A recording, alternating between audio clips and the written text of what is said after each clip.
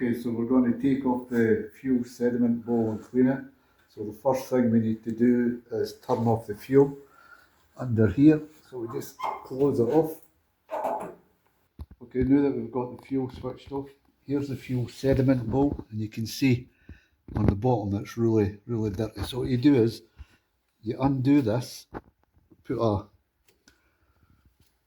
container down the bottom to catch the diesel. So you slacken it off and take the bowl off. You can see the sediment in the bottom.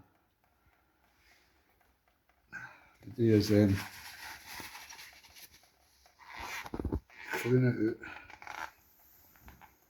You can see this, that's on the bottom of that. So you don't want that getting through to your injectors. So clean out the bowl.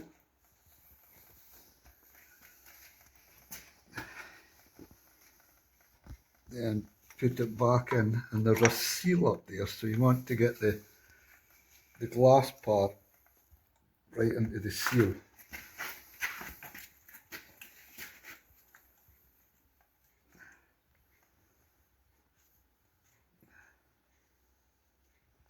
And what you do is put it back in, so the fuel's not actually switched right off. You can see it's starting to fill, but it's slow enough.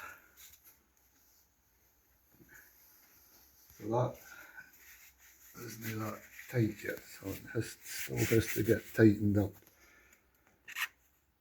to there. So what will happen is, as the fuel comes in, you'll get an airlock in there, so leave this just hand tight, because you're going to have to slacken it to let the fuel come in once I switch it back on there. So when you turn the fuel back on, you need to slacken this off, because you can see the level's only there, so basically that's like an airlock. So you need to slacken this off again to let the fuel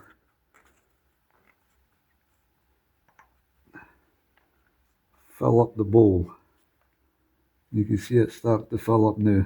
You can see the air bubbles inside. So when it gets to the top, it should push all the air out. Then you just tighten the bottom up again.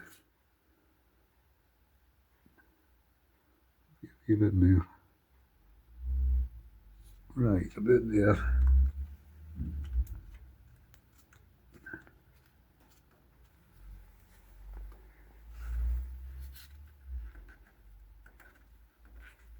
Then tighten it up.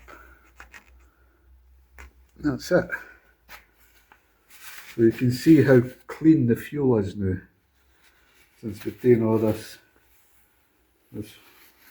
sediment out the bowl. So we'll just dry it off and just check for any leaks. If there's any leaks, you just tighten it up slightly till the leak stops. But it looks like it's okay, it looks like it's sealed.